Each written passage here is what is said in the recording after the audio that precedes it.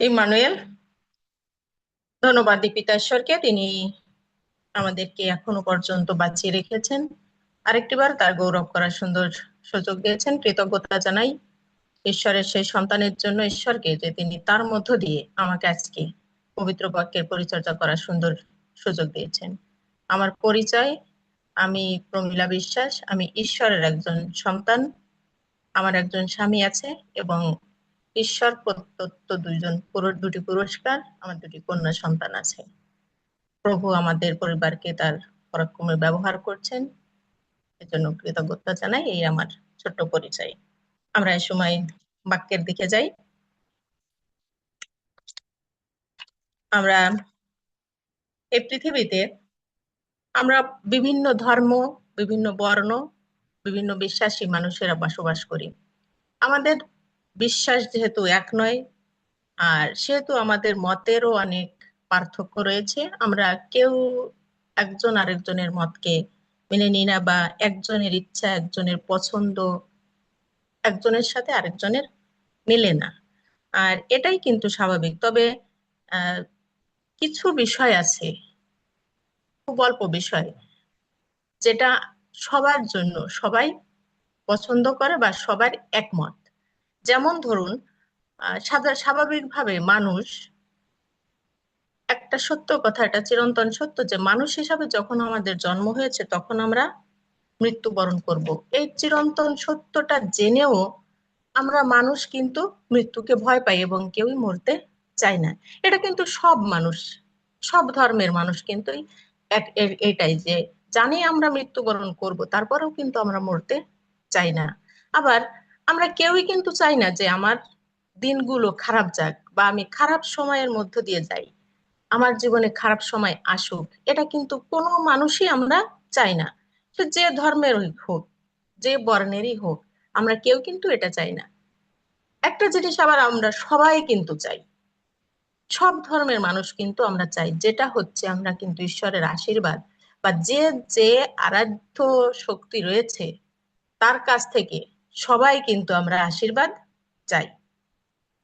যে যে ধর্মে বিশ্বাস করে সে সেই ধর্মের তার আরাধ্য দেবতার কাছ থেকে, আরাধ্য শক্তির কাছ থেকে আশীর্বাদ চাই।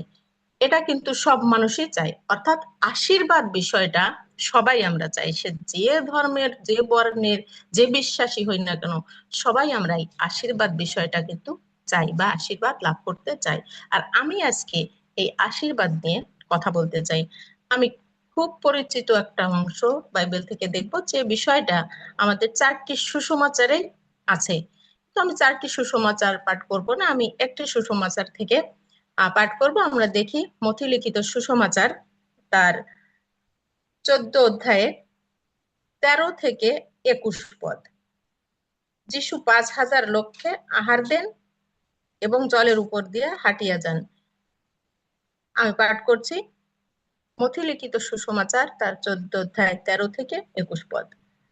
যিশু তাহা শুনিয়া তথা হইতে নৌকা যোগে বিরলে এক নির্জন স্থানে প্রস্থান করিলেন। আর লোকসমূহ তাহা শুনিয়া নানা নগর হইতে আসিয়া স্থলপথে তাহার পশ্চাৎ গমন করিল।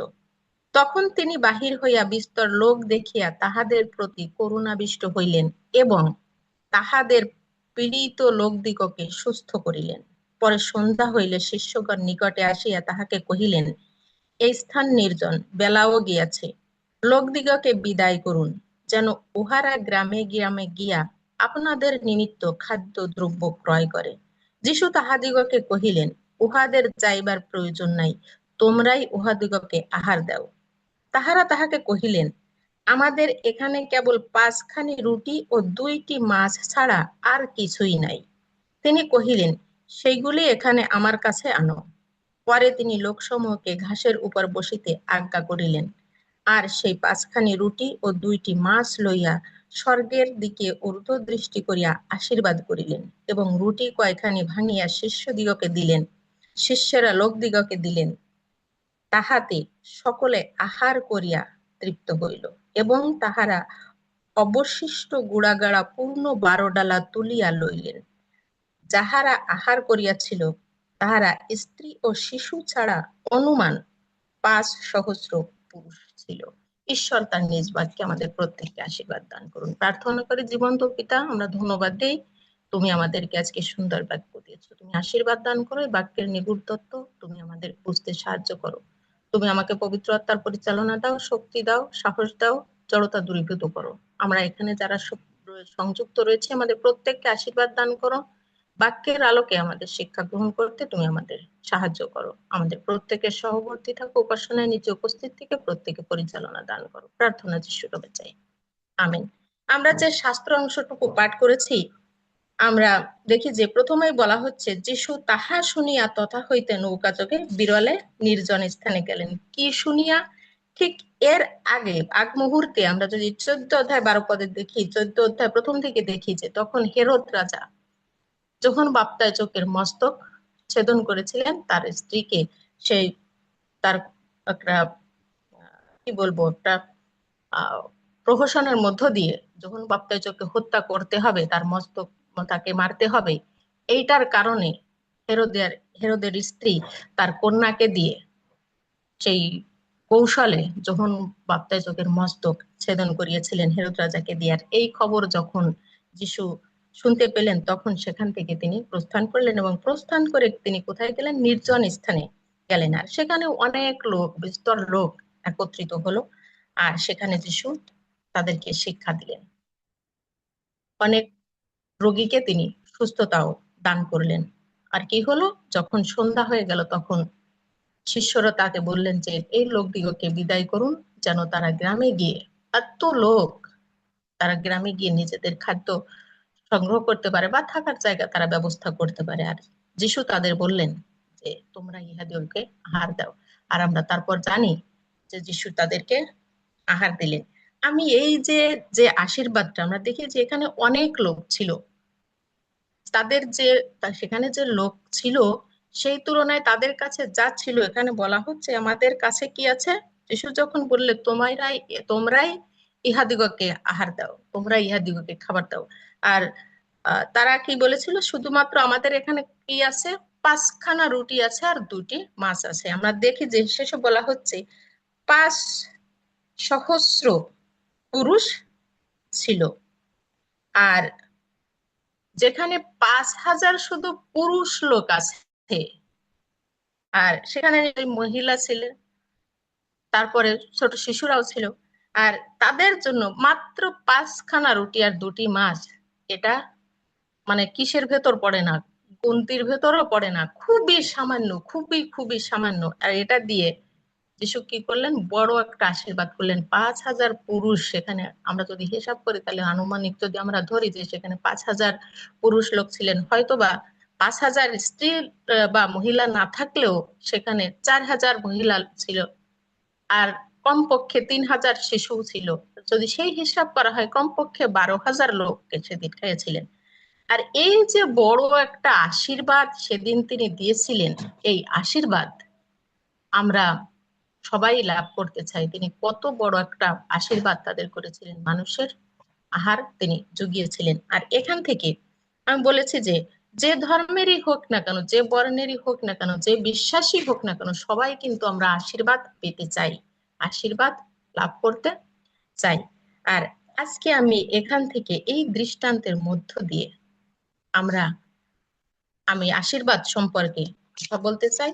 আমি বলতে চাই আশীর্বাদ পেতে গেলে আসলে কি লাগে, আশীর্বাদ পেতে গেলে কি লাগে। আমরা দৃষ্টান্তে দেখেছি, এই দৃষ্টান্তের আলোকে আমরা আস্তে আস্তে দেখবো যে আশীর্বাদ পেতে গেলে কি লাগে।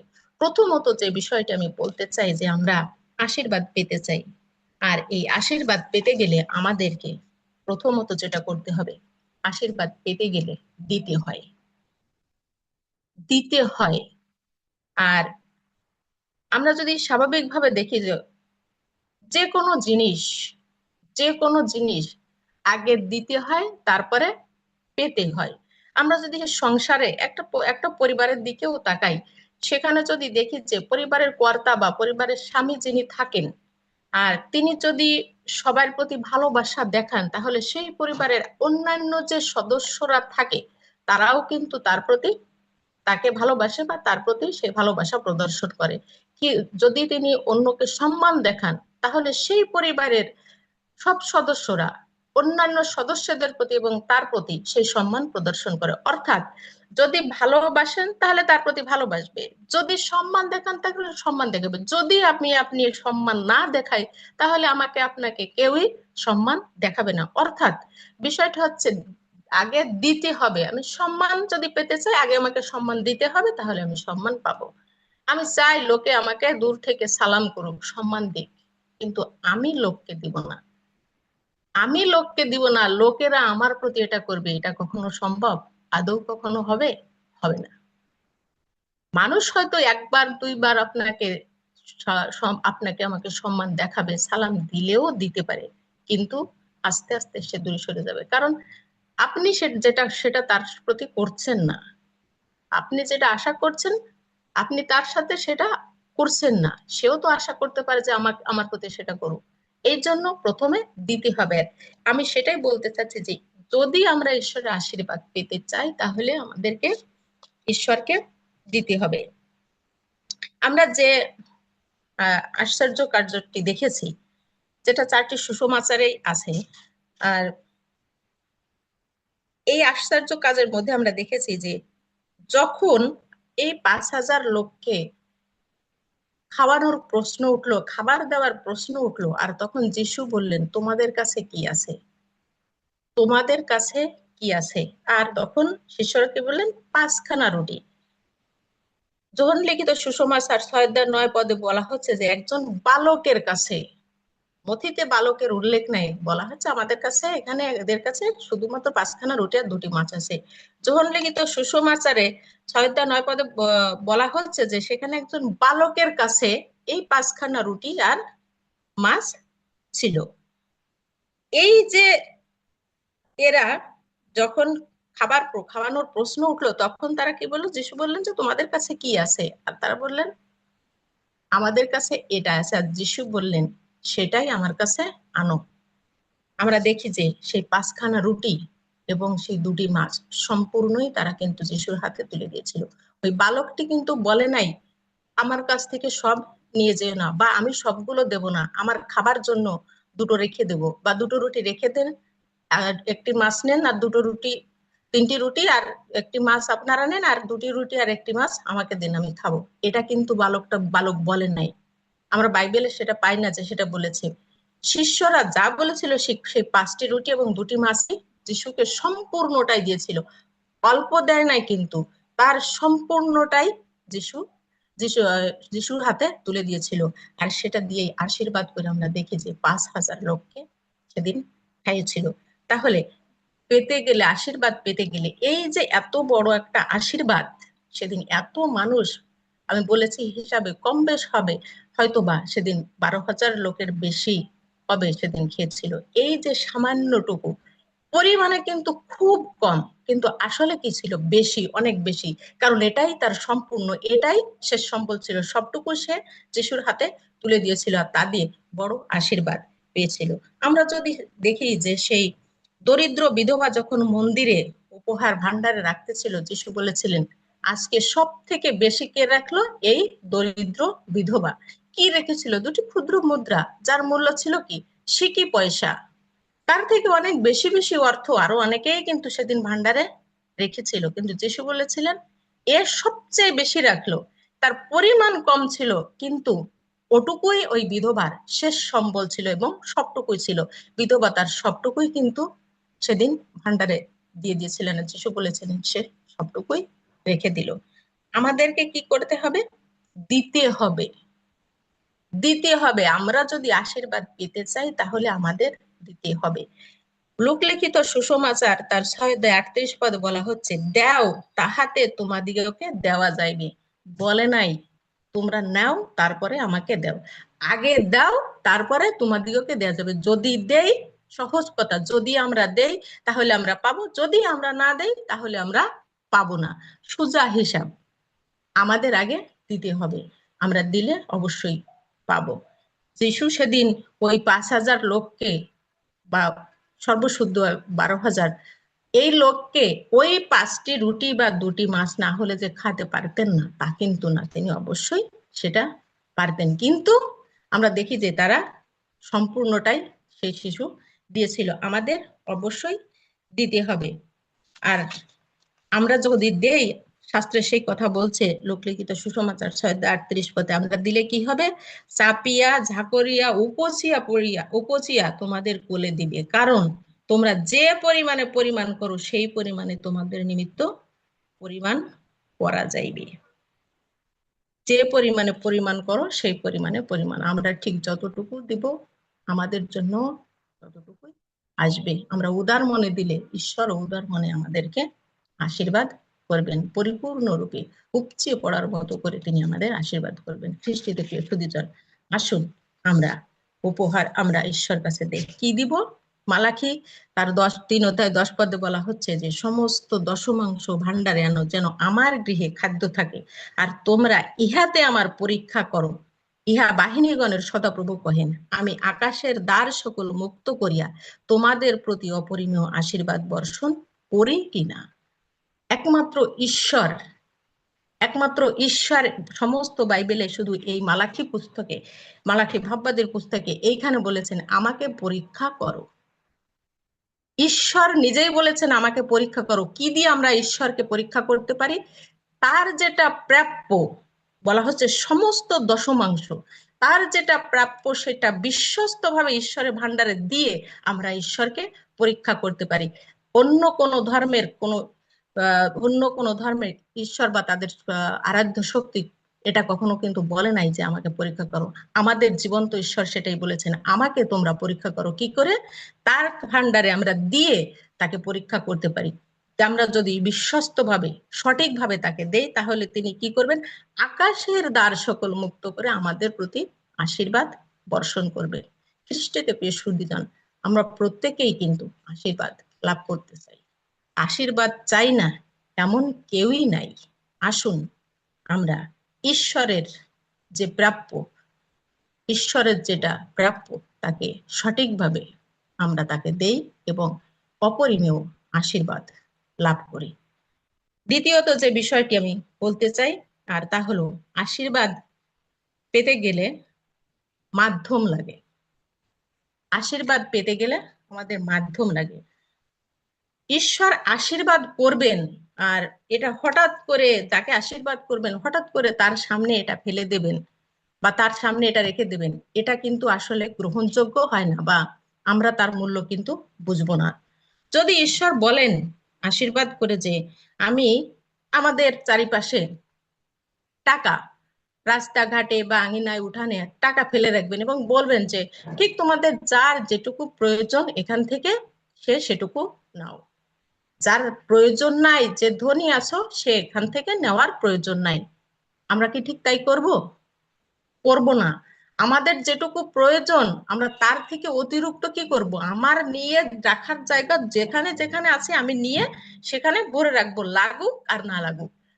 যদি বলেন যে যার লাগবে না, যে ধনী বা যার প্রয়োজন নাই সে নিও না, আমাদের সকলেরই প্রয়োজন হবে, যার প্রয়োজন নাই তারও প্রয়োজন হবে, এবং মানে প্রচুর পরিমাণে প্রয়োজন হবে। যদি বলা হয় যে 1 মাসেরটা নাও, তো 1 মাসেরটা আমরা হিসাবও করব না যে কত টাকা আমার লাগে, আমি যতটুকু পারি ততটুকুই নিয়ে নিব। আমি যতটুকু পারি ততটুকু কিন্তু নিয়ে নেব। এর জন্য আমরা জানি যে ইসরায়েল জাতিকে যখন মান্না দেওয়া হয়েছিল তখন বলা হয়েছিল ঠিক যতটুকু পরিমাণ লাগবে ততটুকু নিতে, কিন্তু তারা কি করেছিল? বেশি নিয়েছিল। কিন্তু আমাদের যদি আশীর্বাদ এরকম আমাদের সামনে ফেলে দেওয়া হয় এবং বলা হয় তোমাদের যেটুকু প্রয়োজন নাও, সেদিন ইসরায়েল জাতির যে অবস্থা হয়েছিল আমাদেরও সে অবস্থা হবে। আর সত্যি কথা বলতে বিনা পরিশ্রমের ফসল কখনো ভালো কিছু বয়ে আনে না। বিনা পরিশ্রমের ফসল কখনো ভালো কিছু বয়ে আনে না। আর এই জন্য যখন আমরা এই আশীর্বাদটা পরিশ্রমের মধ্যে দিয়ে, কষ্টের মধ্যে দিয়ে পাবো, তখন কিন্তু এটার মূল্য আমরা বুঝবো, মূল্য আমরা দিব, এবং আমাদের মাঝে এটার গ্রহণযোগ্যতা থাকবে। তাই ঈশ্বর কিন্তু হঠাৎ করে আকাশ থেকে এটা ফেলে দেবেন না, কোনো না কোনো মাধ্যম দিয়ে আমাদেরকে দেবেন। আজকে যারা আমরা ঈশ্বরের পক্ষে কাজ করছি, আমরা কার পক্ষে কাজ করছি? পালক, প্রচারক, পুরোহিত যারাই আছি, আমরা যারা আছি, আমরা সবাই কিন্তু ঈশ্বরের পক্ষে কাজ করছি।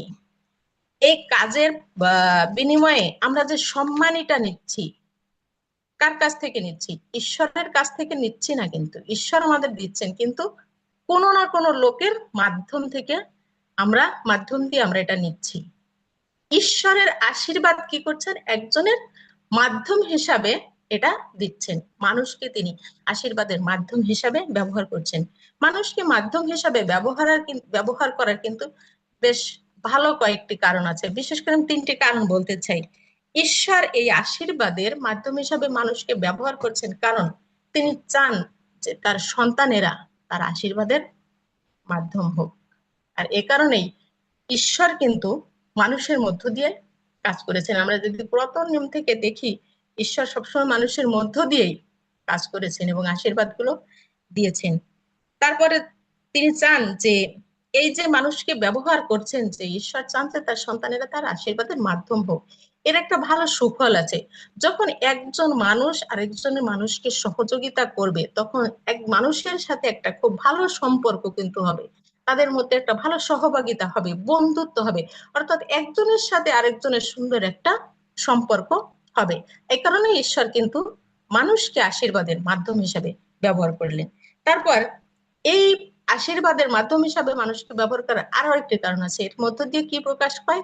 বিশ্বাস এবং বাধ্যতা। মানুষের বিশ্বাস এবং বাধ্যতা প্রকাশ পায়। আর এই জন্য ঈশ্বর মানুষকে তার আশীর্বাদের মাধ্যম হিসাবে ব্যবহার করেছেন। আমরা বাইবেলে দেখি যে অনেকেই কিন্তু সেই মাধ্যম হিসাবে কাজ করেছেন। আমরা যদি পুরাতন নিয়মে দেখি যে যোসেফ, আদি পুস্তক 41 অধ্যায়ে, যখন মিশরে সেই যখন দুর্ভিক্ষ হয় মিশরে, তখন যোসেফ মিশরের প্রধান ব্যক্তি ছিলেন।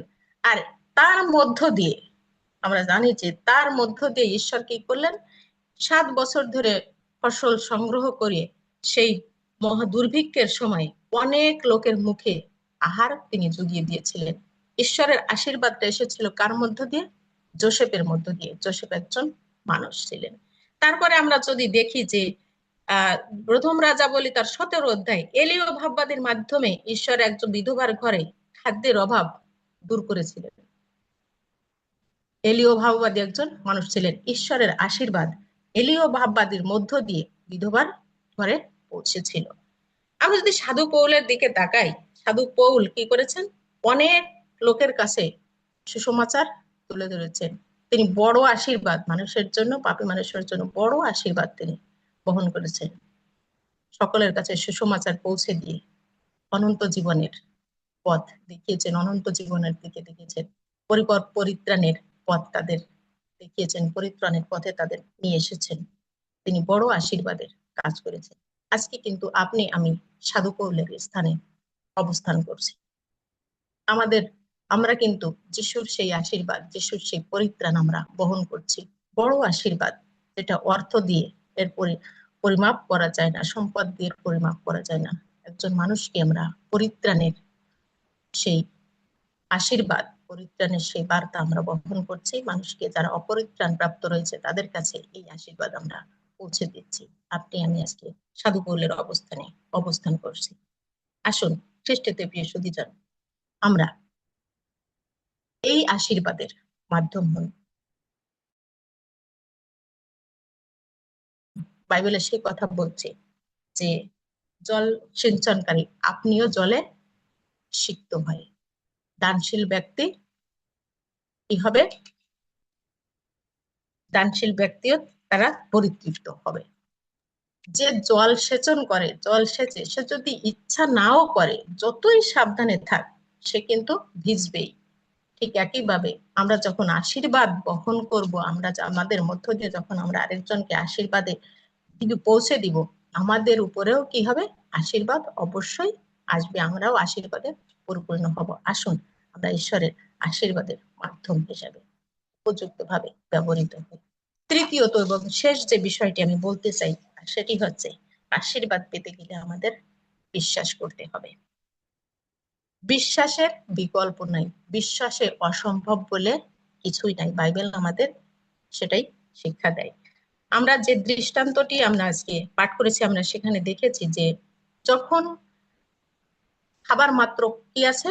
শুধুমাত্র 5টি রুটি আর 2টি মাছ আছে। যখন যিশুর কাছে দেওয়া হলো তখন যিশু কি বললেন, লোকেদের সারি সারি করে বসিয়ে দেওয়া হোক, সারি সারি করে লোকেদের বসিয়ে দেওয়া হোক। কথা হচ্ছে রুটি আছে 5খানা, মাছ আছে 2টা। একজন শিষ্যও কিন্তু প্রশ্ন তোলেন নাই, আমরা দেখি না যে বাইবেলে সেটা বলা হচ্ছে। কোন প্রকার প্রশ্ন তোলেন নাই, প্রভু আপনি তাদের বসাতে বলছেন, খাবার কোথায়? এত লোক, খাবার কোথায়? এদেরকে বসাতে বলছেন না, তাহলে খাবার কোথায়, কি দিব, কি কারণে বসাতে বলছেন? কোন প্রকার কথা আমরা দেখি না যে সেখানে বলা হয়েছে। যিশু বলেছেন বসাতে, তারা বিশ্বাস করে লোকদের সারিবদ্ধ করে বসিয়ে দিয়েছে। বিশ্বাস হতে হবে এরকম। কোনো প্রকার কথা সেখানে, কোনো প্রকার আহ অভিযোগ অনুযোগ কিছুই তারা করে নাই। যিশু যেটা বলেছেন ঠিক তারা সেটাই করেছে। আর আমরা দেখি যে সেখানে যিশু কি করলেন, সেই 5খানা রুটি 2টি মাছ দিয়ে তাদেরকে ভরপুর আহার করালেন, এবং আরো যেটা থেকে গিয়েছিল তাতে পূর্ণ 12 ডালা হয়েছিল। আমরা যদি দেখি যে পিতর যখন জলের উপর দিয়ে হাঁটলেন, পিতর যখন জলের উপর দিয়ে হাঁটলেন, যিশুর কথায় বিশ্বাস করেছিলেন বিধায় পিতর কিন্তু জলের ভেতর পা বাড়িয়েছিলেন। যদি যিশুর উপর বা যিশুর কথায় বিশ্বাস না করতেন, তাহলে পিতর কিন্তু জলের উপরে পা বাড়াতেন না।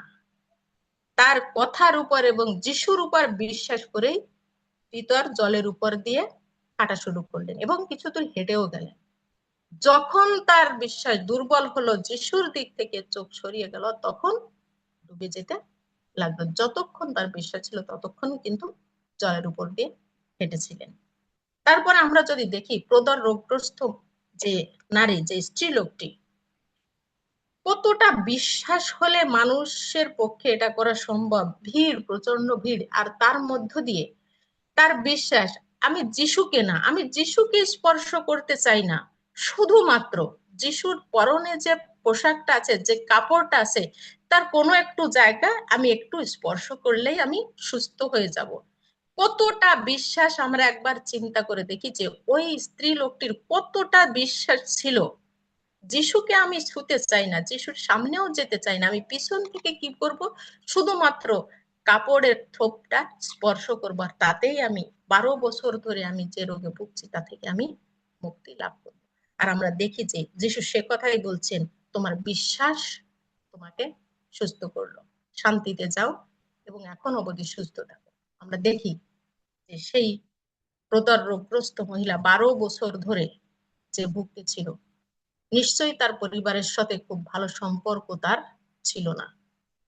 আর সেই অবস্থায় সে যিশুর উপরে বিশ্বাস করে, শুধুমাত্র যিশুকে বিশ্বাস করে, কাপড় স্পর্শ, যিশুকেও স্পর্শ করেন নাই, শুধুমাত্র তার কাপড় বা কাপড়ের থোপ একটি সাইড, একটি কোনা স্পর্শ করে সে সুস্থতা লাভ করেছিল। ঠিক এরকম বিশ্বাস হতে হবে। আর তারা বিশ্বাস করেছিলেন বিধায় তারা কিন্তু এই আশীর্বাদ লাভ করেছেন, তারা রোগ থেকে মুক্তি লাভ করেছিলেন। আমরা অন্ধ বরতিময়ের কথা জানি, যে কিনা রাস্তার পাশে বসেছিল। আর যখন সে শুনতে পেল, যেহেতু দেখতে পায় না, যখন সে শুনতে পেল যিশু এই পথ দিয়ে যাচ্ছে, আর তখন চিৎকার করে বলতেছিল, দাউদ সন্তান, আমার প্রতি দয়া করুন।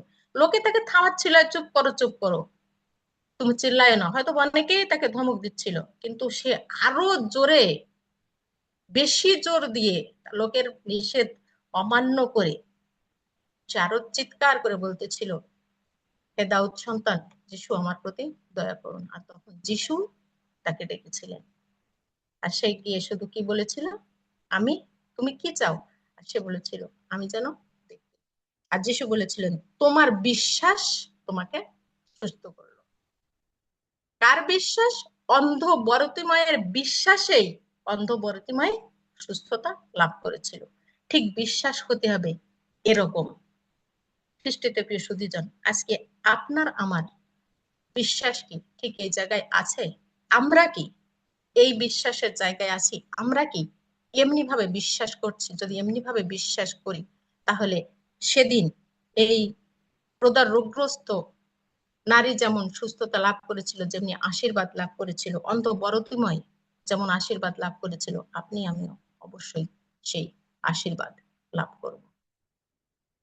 প্রিয় সুধীজন, এ সময় আমি কথাই বলতে চাই, আমি আজকে এই দৃষ্টান্তের মধ্য দিয়ে আমরা দেখেছি যে আশীর্বাদ পেতে গেলে আমাদের তিনটি বিশেষ জিনিসের প্রয়োজন রয়েছে, আর সেই তিনটি বিষয় হচ্ছে, আমরা যদি আশীর্বাদ পেতে চাই তাহলে আমাদের অবশ্যই দিতে হবে, পেতে চাইলে দিতে হবে।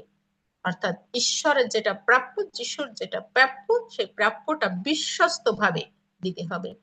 দশমাংশ দেওয়ার সময় 100 টাকার দশমাংশ 10 টাকা আমরা দিতে পারি, কিন্তু যখন 40,000 টাকার দশমাংশ হয়, 60,000 টাকার দশমাংশ হয়, 2 লাখ 3 লাখ টাকার দশমাংশ হয়, তখন অনেকেরই কষ্ট হয় দিতে। যদি আমরা এই 100 টাকার দশমাংশ বিশ্বস্ত ভাবে দিয়ে থাকি, তাহলে আমরা এই 3 লাখ টাকার দশমাংশ দেওয়ার সময় আমাদের কষ্ট হবে না। আসুন আমরা ঠিক ঈশ্বরের প্রাপ্যটাই দিই, দিয়েই দেখি না। বাইবেল যেহেতু বলছে দিয়ে দেখো, আমাকে পরীক্ষা করে দেখো, দেখি না আমরা একবার ঈশ্বরকে পরীক্ষা করে দিয়ে যে তিনি আমাদের আশীর্বাদ করেন কিনা। ঈশ্বরের বাক্য যখন মিথ্যা না, ভুল না, বাইবেল যখন মিথ্যা কথা বলে না, তাহলে এটা অবশ্যই অবশ্যই সত্য এবং আপনার আমার জীবনে অবশ্যই ঘটবে। আসুন আমরা ঈশ্বরকে দেই। অর্থাৎ প্রথমত আশীর্বাদ পেতে গেলে আমাদের দিতে হবে, দ্বিতীয়ত আশীর্বাদ পেতে গেলে মাধ্যম হতে হবে, মাধ্যমের প্রয়োজন হয়। আসুন আমরা সেই মাধ্যমটা আমরাই উপযুক্ত মাধ্যম হই। আমি বলেছি যে আজকে আমরা কিন্তু সেই মাধ্যম হিসাবে মাধ্যমের জায়গায় অবস্থান করছি। আমরা উপযুক্ত ভাবে, আমরা যে ঈশ্বরের আশীর্বাদের মাধ্যম, এই বিষয়টা আমরা নিজেরা উপলব্ধি করি এবং উপযুক্ত ভাবে আমরা নিজেরা ব্যবহৃত হই। এবং তৃতীয়ত, আশীর্বাদ পেতে গেলে আমাদের সম্পূর্ণরূপে বিশ্বাস করতে হবে। আসুন আমরা সম্পূর্ণভাবে বিশ্বাস করি এবং ঈশ্বরের কাছ থেকে আমরা পরিপূর্ণ আশীর্বাদ, অল্প না, পরিপূর্ণ আশীর্বাদ, অতিরিক্ত না, ঠিক আমাদের যেটুকু প্রয়োজন, আমাদের জন্য যতটুকু ভালো, ঈশ্বর আমাদের ঠিক সেটুকুই দেবেন, আর সেই আশীর্বাদ আমরা লাভ করি। ঈশ্বর আশীর্বাদ করার জন্য তিনি প্রস্তুত আছেন, তিনি দেওয়ার জন্য প্রস্তুত আছেন। আসলে আমরা নেওয়ার জন্য কি প্রস্তুত? আমরা নিজেদেরকে প্রশ্ন করি, এই মুহূর্তে দাঁড়িয়ে আমরা কি ঈশ্বরের কাছ থেকে সে আশীর্বাদটা লাভ করার জন্য প্রস্তুত? যদি না হই, আসুন আরেকটিবার আমরা প্রস্তুত হই এবং ঈশ্বরের কাছ থেকে সেই পরিপূর্ণ আশীর্বাদ লাভ করি। প্রভু এর সময় আমাদের এই বাক্যের মধ্য দিয়ে প্রচুরটি আশীর্বাদ দান করুন। ধন্যবাদ সবাইকে। ইম্মানুয়েল। প্রার্থনা করি। জীবন্ত প্রেমময় স্বর্গের পিতা, আমরা যিশু নামে তোমার ধন্যবাদ দেই। প্রভু, তুমি আমাদের সুন্দর বাক্য দিয়েছো, তুমি আশীর্বাদ দান করো। হয়তোবা আমাদের মধ্যে এখনো কিছু দুর্বলতা রয়েছে, প্রভু তোমার আশীর্বাদ লাভ করার জন্য, তোমার সেই পরিপূর্ণ আশীর্বাদ লাভ করার জন্য আমাদের মধ্যে যে দুর্বলতা রয়েছে, আজকে থেকে প্রভু আমরা সেগুলো ঝেড়ে ফেলতে চাই। তুমি আমাদের শক্তি দাও, সাহায্য করো, যেন আমরা উপযুক্ত ভাবে, পরিপূর্ণভাবে তোমার আশীর্বাদ লাভ করতে পারি। আজকের বাক্যের আলোকে তুমি আমাদের প্রত্যেককে আশীর্বাদ দান করো, আমাদের প্রত্যেকের সহবর্তী থাকো, সর্ব বিষয়ে মঙ্গল করো। প্রার্থনা যিশু নামে চাই, আমেন। ইম্মানুয়েল। আমেন। ইমানুয়েল। আমরা ঈশ্বরকে ধন্যবাদ দেই সুন্দর সময়ের জন্য, সুন্দর বাক্যের জন্য, বাক্য পরিচর্যার জন্য, আন্টির জীবনের জন্য কৃতজ্ঞ থাকি ঈশ্বরের কাছে। আমরা বিশ্বাস করি যে যিশুর সে আশ্চর্য কাজ এখনো আশ্চর্যভাবে আমাদেরকে আশীর্বাদ করে যাচ্ছেন ভিন্ন ভিন্ন ভাবে। আর আজকে বাক্যের মধ্য দিয়ে আমরা আরেকবার উৎসাহিত হলাম, যেন এই বাক্যের আলোকে আমরা সম্পূর্ণরূপে বিশ্বাসের সাথে যেন আমরা দান করি। আমরা ধন্যবাদ দেই ঈশ্বরকে আন্টির জীবনের জন্য, যে তিনি ব্যবহার করছেন। আন্টি ভালো থাকবেন, সুস্থ থাকবেন এবং বিশ্বাস করি শেষ পর্যন্ত আবার থাকবেন, আমরা একসাথে সহভাগিতায় আবারও কিছু সময় কাটাবো। হ্যাঁ, এই সময় আমরা আগামীকালকের আপডেট আমরা জেনে নেব। আমাদের মাঝে আছেন লায়লা শারলেন শোলে দিদি, তিনি আগামীকালকের আপডেট দিবেন।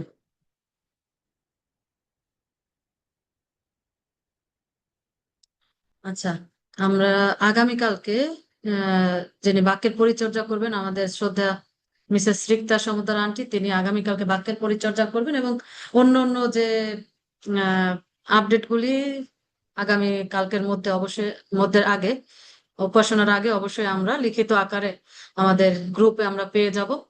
তা আসুন আমরা প্রার্থনা করি আগামীকালকের জন্য, যেন আগামীকালকেও বাক্যের মধ্য দিয়ে ঈশ্বর আমাদের এইভাবে করে আশীর্বাদ দান করেন। আর এই সময় আমি অনুরোধ করতে চাই, আমাদের মাঝে আছেন শ্রদ্ধা শ্রদ্ধেয় পাস্টর পিটার পি বিশ্বাস আঙ্কেল, তিনি আমাদের সমস্ত ধন্যবাদ এবং প্রার্থনার বিষয় নিয়ে তিনি প্রার্থনা করবেন। এবং সব শেষে আমার ছিল প্রার্থনা। হ্যাঁ,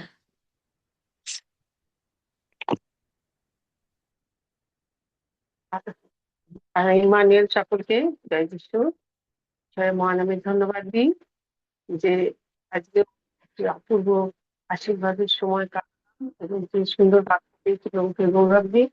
আসুন আমরা মস্তক অবনত প্রভুর চরণে কৃতজ্ঞ হয়ে এই সুন্দর সুযোগের জন্য। পবিত্র পবিত্র পবিত্র প্রেমময় পিতা, তোমার প্রণাম করি, তোমার মহানামে ধন্যবাদ দিই। আমাদের জীবনে তুমি কত আশীর্বাদ অনুগ্রহ দয়া করে আসছো প্রভু, যার যোগ্য বা যার কিছুই আমরা নই প্রভু, কিন্তু তোমার প্রেম, তোমার অনুগ্রহ, তোমার দয়া জন্যই আমরা এখনো পর্যন্ত যেমন শারীরিক ভাবে সুস্থ ভাবে বেঁচে আছি, সেমনি আর্থিক ভাবে প্রতিদিন তুমি আমাদেরকে তুমি কত আশীর্বাদ করছো, পরিপুষ্ট করছো, তাই তোমার গৌরব করি। আমাদের এই যে সুন্দর সুযোগ তুমি দিচ্ছ তার জন্য তোমার কৃতজ্ঞ। ধন্যবাদ যে তোমার প্রিয় পুত্রের মাধ্যমে তুমি আমাদের সমস্ত পাপ ক্ষমা করে তোমাকে পিতা বলে সম্বোধন করার সুযোগ দিয়েছো। হালেলুয়া। তাই প্রভু সেই সাহসেই আমরা, বিশেষ করে আমি এখন এই মুহূর্তে তোমার চরণে এসেছি প্রভু। তুমি দয়া করো যে তোমার সন্তানদের সমস্ত প্রার্থনা ধন্যবাদের বিষয় নিয়ে আমি তোমার চরণে উৎসর্গিত করে যাচ্ছি। তুমি আমাকে তোমার যোগ্য করে নাও। তুমি জানো যা কিছু প্রার্থনা এখানে নিবেদিত হবে তা তোমার দৃষ্টিতে গ্রাহ্যনীয় হয় এবং প্রত্যেকে যেন সেই প্রার্থনার উত্তর লাভ করে তোমার গৌরব প্রার্থনা করি পিতা। আজকে তুমি তোমার যে মনোনীত সন্তানকে ইভেঞ্জেলিস্ট প্রমীলা বিশ্বাস মহোদয়কে ব্যবহার করে অপূর্ব হবে তার তার জন্য ধন্যবাদ। সেই সন্তানের জীবনের জন্য তোমার গৌরব করি প্রভু। এইভাবে তাকে তাকে এবং তার পরিবার সকলকে যে তুমি ব্যবহার করছো, এই জন্য তোমাকে প্রাণ করে ধন্যবাদ। তাকে তুমি সুস্থ রাখো এবং তার যা কিছু শারীরিক মানসিক সুস্থতার প্রয়োজন সবকিছু দান করো। তোমার আশীর্বাদে তুমি তাকে আরো এই এই তাকে তোমার মা উচিত সাহায্য করে। তার সন্তানদেরকেও, তার পরিবারের এই স্বামী সন্তান সকলকে এবং প্রিয়জন যে যেখানে আছে প্রত্যেককে তোমার আশীর্বাদ নিচে রাখো। আমরা প্রার্থনা করি এই জন্য ধন্যবাদ দিই প্রভু। এই গ্রুপকে আমাদের দিয়েছে, এটা আমাদের জীবনে অনেক বড় আশীর্বাদ। অনেকে এই সুযোগ পেয়ে হারাচ্ছে, কিন্তু আমরা যে সুযোগ পাচ্ছি এই জন্য তোমাকে ধন্যবাদ দিই প্রভু। এবং যেন আমরা এই সুযোগে যে আশীর্বাদ লাভ করছি সেটা যেন ধরে রাখতে পারি এবং আশীর্বাদের কারণ হতে পারি। যে বাক্য আসবে তুমি আমাদের দিলে আমরা সেই মাধ্যম হতে পারি, আশীর্বাদের মাধ্যম হতে পারি। তুমি আমাদের সেইভাবে পরিচালিত করে। শুধুমাত্র এখানে যোগ দেওয়া বা নয়, কিন্তু আমাদের যে পরিবর্তন দরকার, আমাদের জীবনে পরিবর্তন দরকার, যেন আমাদের দ্বারা অনেকে তোমাকে চিনতে পারে, তোমাকে দেখতে পায় এবং তোমার দিকে ফিরে আসতে পারে। তুমি সেইভাবে আমাদেরকে পরিচালিত করো। এবং প্রার্থনা করি আগামীকাল তোমার যে মনোনীত সন্তানকে তুমি শ্রদ্ধা সমর্পণ তাকে তোমার পায়ে রাখো।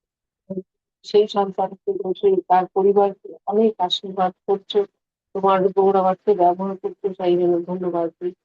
তাকে তুমি সেই তোমার পরিচর্যার পরিচালিত করে যেন আগামীকালও আমরা এইভাবে বক্তা শ্রোতা উভয়ে সেই তোমার আশীর্বাদ উপলব্ধি করতে পারি এবং তোমার নামে গৌরবার্থে আমরা এই জীবন চিঠি হয়ে যেন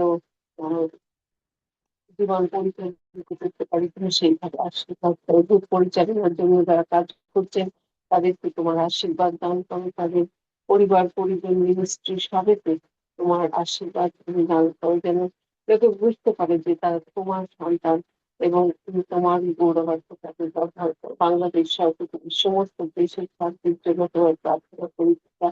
দয়া করে প্রতিটি দেশে প্রতিটি সমাজে প্রতিটি গৃহে প্রত্যেকটি মন্দিরকে তুমি তোমার শান্তি পরিচিত হয়। এই অশান্ত পরিবেশ থেকে তুমি আমাদের প্রত্যেককে রক্ষা করো। বিশেষ করে যারা তোমার অন্বেষণ করছে কিন্তু তাদেরকে তুমি আশীর্বাদ করো। এই সমস্ত বাংলাদেশের রাজনৈতিক পরিস্থিতিকে তুমি নিয়ন্ত্রিত করো। তো বাংলাদেশ নয় বলতে তুমি সারা পৃথিবীর সমস্ত দেশের রাজনৈতিক পরিস্থিতি তুমি নিয়ন্ত্রিত করো। যারা তার সেই নেতাদের মন্ত্রী যা কিছু রয়েছে যাদের উপর ক্ষমতায় রয়েছে যাদের উপর কর্তৃত্ব রয়েছে তারা যেন শুভবুদ্ধি লাভ করতে পারে এবং যা কিছু মঙ্গলজনক তোমার মঙ্গল পরিকল্পনা যেন তাই সাথে বিশেষ করে যুদ্ধ বিধ্বস্ত এলাকাগুলিকে দেশগুলিকে তোমার পায়ে রাখছে দয়া করো। তুমি যে, জানো সকলের মনের কথা যারা এই যুদ্ধের সঙ্গে লিপ্ত আছে তুমি তুমি তাদের অন্তরে কথা বলো এবং তুমি দয়া করো। তুমি যুদ্ধ কখনো কোনো সমস্যার সমাধান করতে পারবে না, যুদ্ধ খালি ধ্বংসই আনে। তুমি দয়া করো যারা যারা এতে লিপ্ত আছে প্রত্যেককে তুমি সচেতন করো এবং তাদেরকে নিবৃত্ত করো সেই যুদ্ধ থেকে। এই কারণে তৈরি দয়া করো যেন বাংলাদেশ শহর ছাড়া পৃথিবীতে যত মাধ্যমে তোমার সন্তানেরা সুসমাচার প্রচারের জন্য এগিয়ে আসছে, যারা সমাচার প্রচারের জন্য আপ্রাণ করছে তুমি তাদেরকে আশীর্বাদ করো যেমন তারা নির্বিঘ্নে তোমার সেই দায়িত্ব তাদের যা তুমি দিয়েছে তো আমাদের সেইগুলি যেন পালন করতে পারে। তুমি দয়া করো তোমার নাম যেন পৃথিবীর প্রান্ত পর্যন্ত ছড়িয়ে যায়। তুমি সেই আশীর্বাদ করো কেননা তুমি বলেছো যে প্রত্যেক প্রত্যেক সারা পৃথিবীতে তোমার নাম প্রচারিত হবে আর সেই জন্য সমস্ত মানুষ জানবে তোমার কথা। সেই কাজে তুমি তোমার সন্তানদের উপযুক্ত ভাবে ব্যবহার করো। আহ, আমরা প্রার্থনা করি ইয়াং ছেলে মেয়েদের জন্য প্রতিটি ইয়াং ছেলে মেয়ে আশীর্বাদ প্রলোভন থেকে প্রত্যেককে দূরে রাখো, শুভ বুদ্ধি দাও এবং তোমার দিকে তাদেরকে তুমি আকৃষ্ট করো। ধন্যবাদ দিই শুভ আমরা এই তুমি দেখতে পাই অনেক ইয়াং ছেলে মেয়ে তোমার দিকে আকৃষ্ট হচ্ছে। তারা কত সুন্দর ভাবে তাদের জীবনকে পরিচালিত করছে। তাদের বিশেষ করে আশীর্বাদ করো তারা যেন এইভাবে তাদের জীবন সুন্দরভাবে পরিচালিত করে এবং অনেক অনেক বন্ধু বান্ধব প্রিয়জন তাদের ইয়াং ছেলে মেয়েদেরকে তোমার দিকে নিয়ে আসতে পারে, তোমার পথে নিয়ে আসতে পারে। তুমি দয়া করো আয়োজনকে দিনের জন্য প্রার্থনা করি প্রভু। তাদেরকে তুমি তোমার আরো দান করছো এই জন্য ধন্যবাদ দিই। সম্পূর্ণ সুস্থতা তুমি দান করো এবং তোমার স্বাস্থ্য গ্রহণ করতে করো। প্রার্থনা করি বিশ্বাস মহালয়ের জীবনের জন্য তুমি ধন্যবাদ দিয়েছেন তোমার দয়া আশীর্বাদ অনুগ্রহের জন্য। আমরাও সেই সঙ্গে তাকে তার জন্য ধন্যবাদ দিই এবং তিনি প্রার্থনা চেয়েছেন তার তার জন্য তবু আমরা প্রতিদিন আজ অনেক দিন থেকে সেই বিজ্ঞাপনের জন্য প্রার্থনা করে যাচ্ছি। দেখি তোমার কি মঙ্গল পরিকল্পনা তুমি তার জীবনে সাধন করো। সেই সন্তান অনেক দিন থেকে অনেক কষ্ট পাচ্ছে, তার যে আহ, ও ও গ্রুপ রক্তের একটি কিডনির প্রয়োজন আছে তুমি দয়া করো সেই কিডনির ব্যবস্থা তুমি করে দাও। ডোনারকে তুমি যোগাযোগ করিয়ে দাও যেন সেই কিডনি প্রতিস্থাপনের পর তিনি জীবন সম্পূর্ণ সুস্থ হয়ে তোমার গৌরব করতে পারে। সেই পরিবারের প্রত্যেকে যেন তোমার মহিমা দেখতে পায়।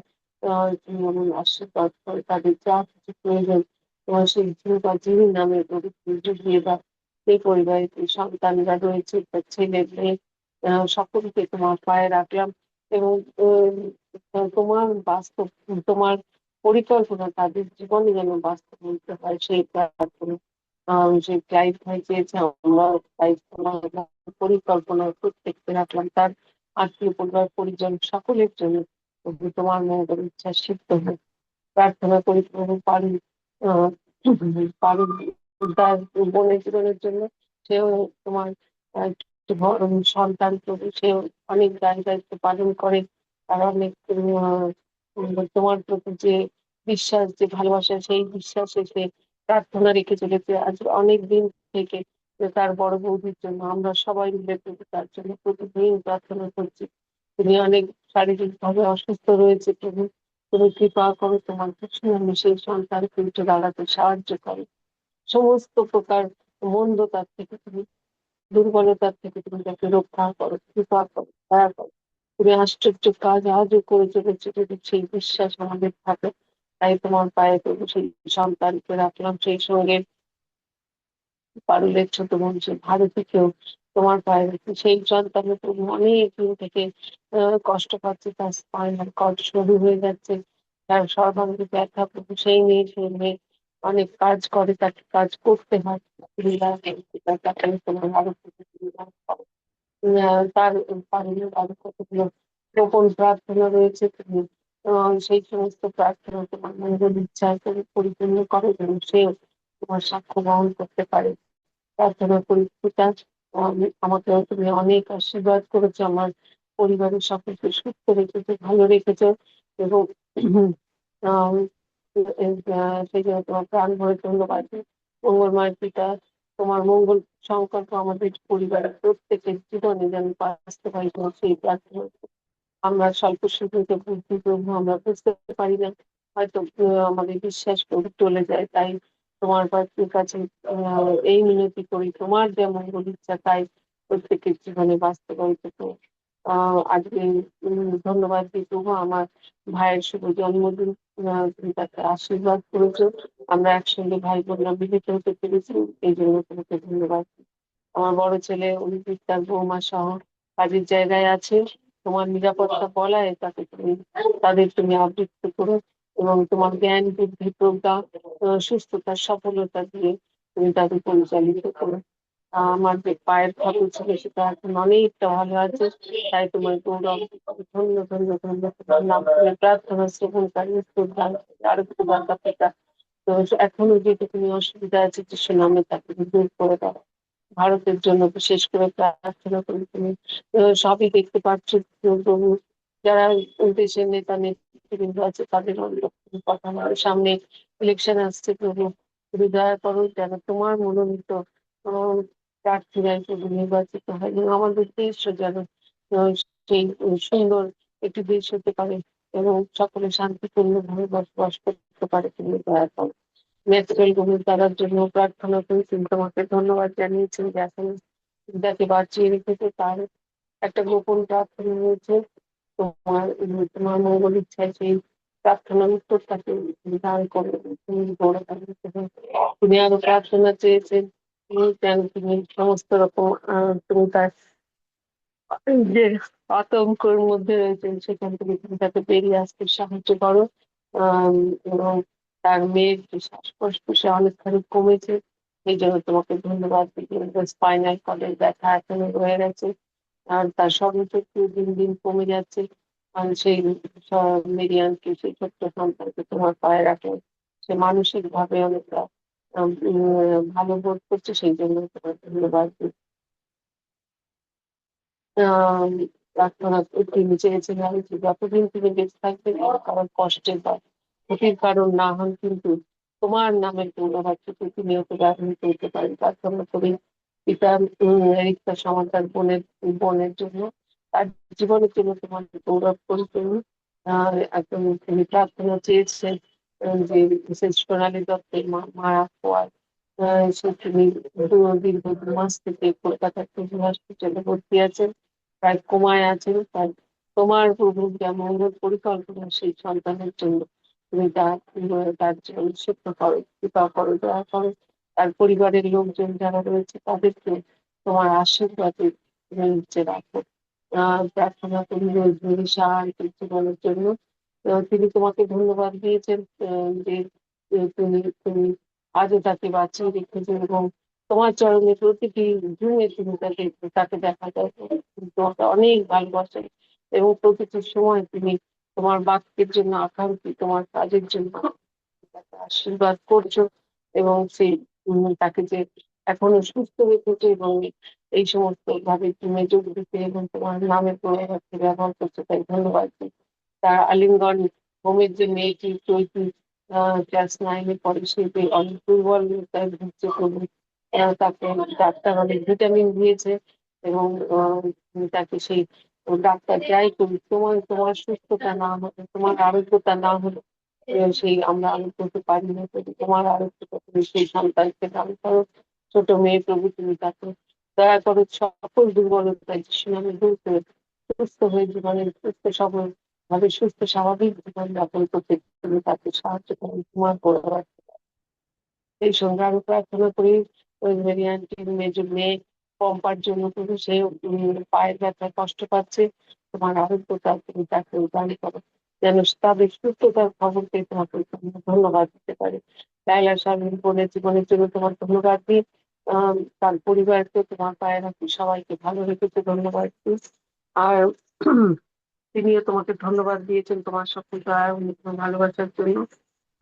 এখন আরো বিশেষ করে প্রার্থনা করি প্রভু সেই মিসেস অফিলিয়া মন্ডল, তার জন্য তিনি কিডনি রোগে আক্রান্ত হয়ে তার ডায়ালিসিস চলছে। পিতা তুমি দয়া করো, তোমার আরোগ্যতা তুমি সেই সন্তানকেও দান করো, কৃপা করো প্রভু, তুমি দয়া করো। অনেক দিন থেকে সেই সন্তানও ভুগছে, আমরা তার জন্য প্রার্থনা করেছি। তোমার মঙ্গল পরিকল্পনা তুমি তার জীবনেও বাস্তবায়িত করো। সেই পরিবারে আরো যারা যারা আছে প্রত্যেককে তোমার পায়ে রাখলাম, সুস্থ রাখো, ভালো রাখো। আরো প্রার্থনা করি তো তোমার আরেক সন্তান রত্না মন্দির বোনের জীবনের জন্য, তিনি তোমাকে ধন্যবাদ দিয়েছেন। কিন্তু পরিবারের সকলের সঙ্গে তিনি সুস্থ শরীরে বেঁচে আছেন, এই জন্য তোমাকে আমরাও ধন্যবাদ দিই প্রভু। তার সঙ্গে আমরা সেই তার ছেলের জন্য বিশেষ করে প্রার্থনা করি, যে তার ফ্যাটি লিভার হয়েছিল এবং তিনি এখন অনেকটা ভালো আছে। আমরা তাই ধন্যবাদ দিই। আলট্রাসাউন্ড করা হয়নি, আপনারা আলট্রাসাউন্ডটা করবে যেন সেই রিপোর্টও ভালো আসে। তুমি সেই আশীর্বাদ করো, কৃপা করো, দয়া করো সেই সন্তানকে তোমার আরো সেই পরিবারকে তোমার মঙ্গল চালিয়ে এইভাবে প্রস্তুত রয়েছে, লাইভে রয়েছে প্রত্যেককে প্রার্থনা ধন্যবাদ। অন্তর্জামিক তুমি গ্রহণ করে প্রত্যেককে এই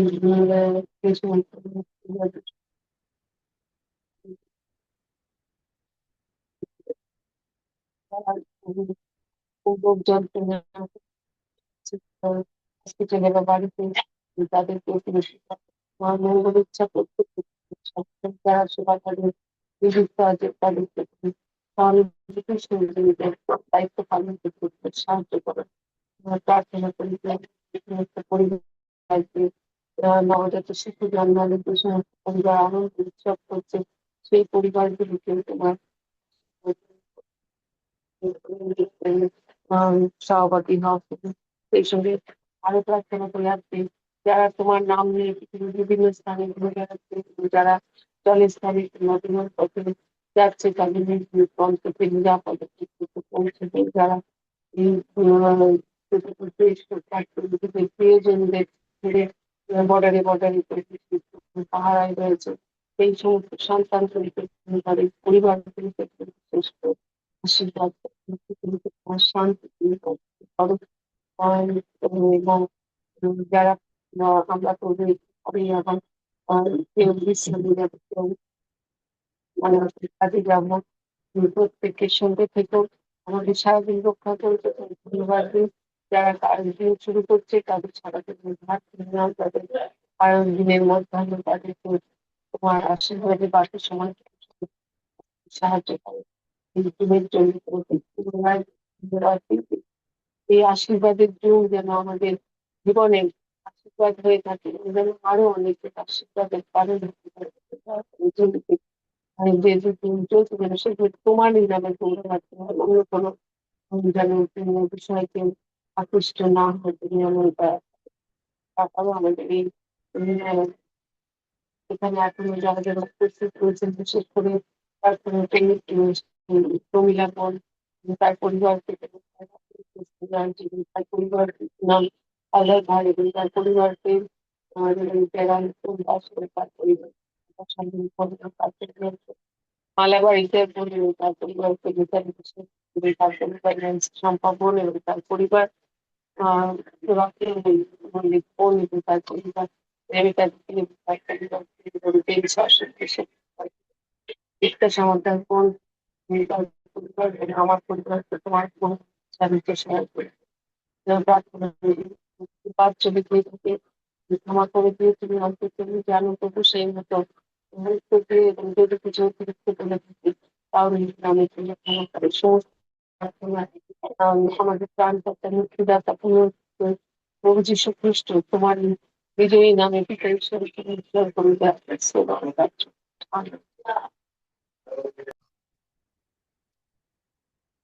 আসুন আমরা একসঙ্গে প্রভুর শেখানো আদর্শ প্রার্থনা করি। হে আমাদের স্বর্গস্থ পিত, তোমার নাম পবিত্র বলিয়া মান্য হোক, তোমার রাজ্য আসুক, তোমার ইচ্ছা সিদ্ধ হোক, যেমন স্বর্গে তেমনি পৃথিবীতে হোক। আমাদের প্রয়োজনীয় খাদ্য আজ আমাদিগকে দাও, আর আমাদের অপরাধ সকল ক্ষমা করো, যেমন আমরাও আপন আপন অপরাধ দিগক ক্ষমা করিয়াছি।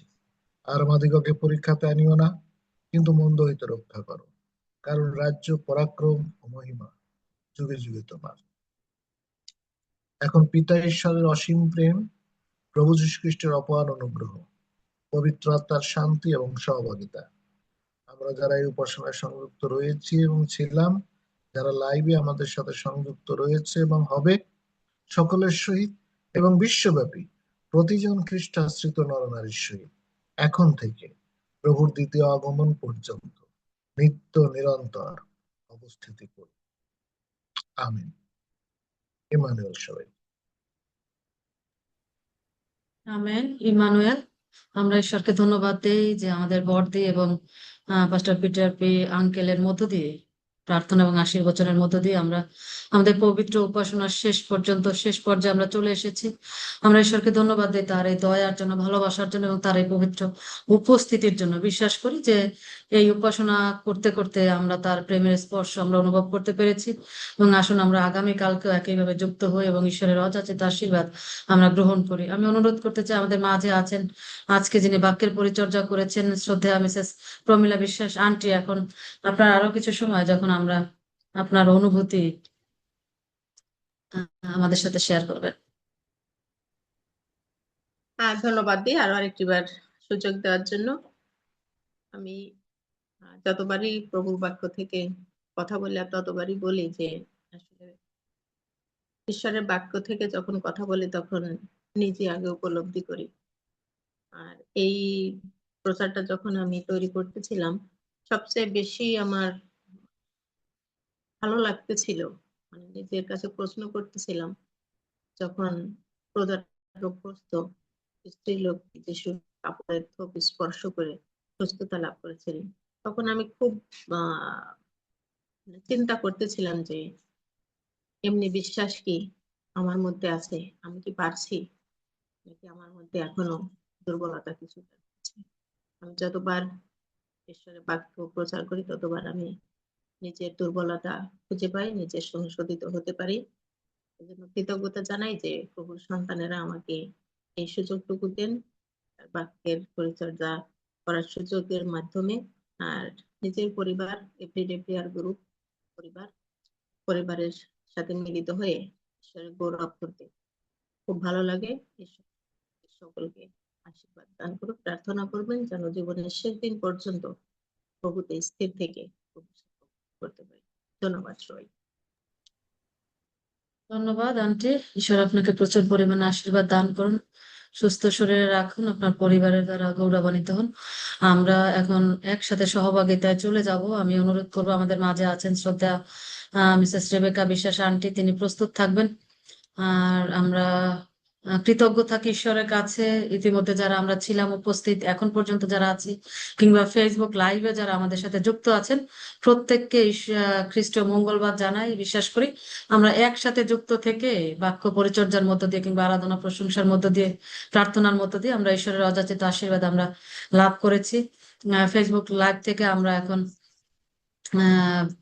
ফেসবুক লাইভ থেকে আমরা বিদায় নিব। আমরা সকলকে খ্রিস্ট মঙ্গলবার জানাই। আর সেই সাথে সাথে আমিও বিদায় নিতে চাই। আমি ঈশ্বরের কাছে ধন্যবাদ দিই যে এই সুন্দর সুযোগ ঈশ্বর আমাকে দিয়েছেন এভরিডে প্রেয়ার গ্রুপের মধ্য দিয়ে, তথা লায়লা শালেন শোলে দিদির মধ্য দিয়ে। সবাই ভালো থাকবেন, সুস্থ থাকবেন। আবার দেখা হবে আগামীকালকে। এবং আমি অনুরোধ করতে চাই আন্টি রেবেকা বিশ্বাস, আপনি পরের অংশটুকু পরিচালনা করবেন। সকলকে ইম্মানুয়েল জয় যিশু।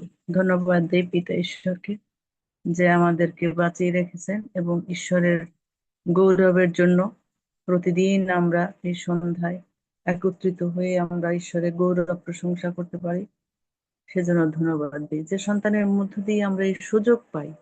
বিশেষভাবে আমরা তার জীবনের জন্য ধন্যবাদ দেব যে ঈশ্বর তাকে ব্যবহার করছে, তার মধ্য দিয়ে আমরা সুযোগ পাচ্ছি।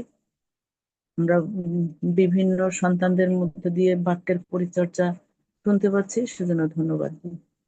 আসুন এ সময় আমরা যে কয়জন আছি,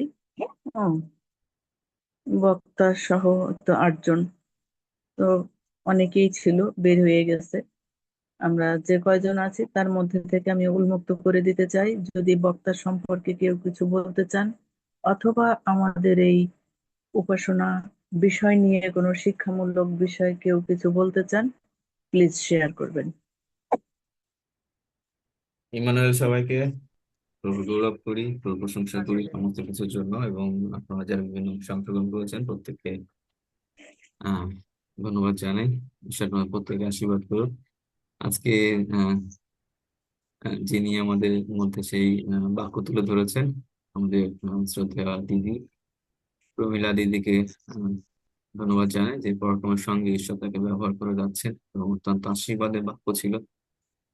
এবং আমরা বিশ্বাস করি আমরা যারা আজকে বাক্য শুনেছি আমি প্রত্যেকে আশীর্বাদ প্রাপ্ত, এবং আশীর্বাদ কিভাবে আসে, কি মাধ্যমে আসে, সেটা কিভাবে নেওয়া উচিত, সমস্ত কিছু তিনি আসলে তুলে ধরেছেন এবং অত্যন্ত সুন্দর ছিল সেই বাক্য।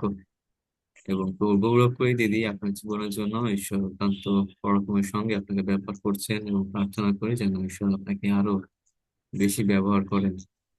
যদিও দাদাকে দেখতে পাচ্ছি পিছনে বসে আছে আমরা দাদার মুখ থেকে কিছু একটু শুনতে চাইতেছিলাম। ধন্যবাদ সবাইকে। ধন্যবাদ আঙ্কেল। ধন্যবাদ। ঈশ্বর আমরাও গৌরব। এর জন্য প্রার্থনা করি, ঈশ্বর আপনাকে ব্যবহার করছে, আপনি এইভাবে জীবনের শেষ দিন পর্যন্ত ঈশ্বরের কাজে ব্যবহৃত হবেন। ধন্যবাদ। যদি আর কেউ শেয়ার করতে চান,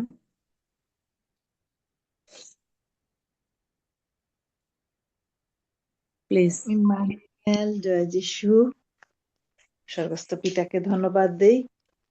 আজকে সবকিছুই অসাধারণ ছিল, একেবারে আরাধনা থেকে পরিচালনা থেকে মালা আন্টির পরিচালনা সবসময় আশীর্বাদের, এবং প্রার্থনা বড়দির সবকিছুই অনেক আশীর্বাদের মধ্যে, এবং যে বাক্য না আশীর্বাদ, আসলেও আশীর্বাদ পেতে গেলে আমাদের কত খুব যে কাঠখড় পোড়াতে হয় তা না, কিন্তু আজকে আমরা বাক্যে যেভাবে শুনেছি সেই যে আমাদের বিশ্বস্ততা, বিশ্বাস, পরিশ্রম, তাই না, এগুলো যদি আমরা একদম সঠিকভাবে মেনে চলি, ঈশ্বর সত্যি অযাচিত আশীর্বাদ করেন, যা পাওয়ার মতো আমাদের আসলে এত যোগ্যতা বা ধার্মিকতা থাকে না, তার চাইতেও বেশি তিনি আমাদেরকে আশীর্বাদ করেন। এবং আজকের বাক্যের মধ্য দিয়ে আরেকটি বার উপলব্ধি করতে পেরেছি যে প্রতিদিন যে তিনি আমাদেরকে কত আশীর্বাদের মধ্য দিয়ে নিয়ে যাচ্ছেন। যদিও শাস্ত্রে যে ভক্ত সন্তানদের কথা আছে তাদের মতো এত অটল বিশ্বাস বা বিশ্বস্ততা হয়তো দেখাতে পারি না, কিন্তু ঈশ্বর আমাদের দিকে আশীর্বাদের কার্পণ্য করেননি। হালেলুয়া। প্রার্থনায় ধন্যবাদ জানাই পিতা ঈশ্বরকে, আমাদের প্রমীলা দিদি, পিটার দা, তাদের জীবনের জন্য, তাদের মিনিস্ট্রি, সন্তানদের জন্য, এবং যারাই মন থেকে ভালোবেসে প্রাণের সহিত প্রভুর কার্য করেন, প্রত্যেককে পিতা ঈশ্বরের কাছে রাখি। ঈশ্বর সবার জীবনের মধ্যে আরো গৌরবান্বিত হন, মহিমান্বিত হন। আমেন। ইম্মানুয়েল।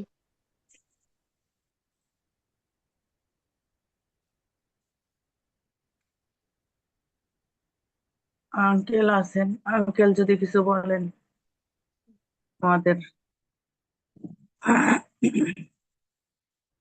রিপন দা তো আছে, রিপন দা রেকর্ডিং চালায় রেখে জানি কই গেছে।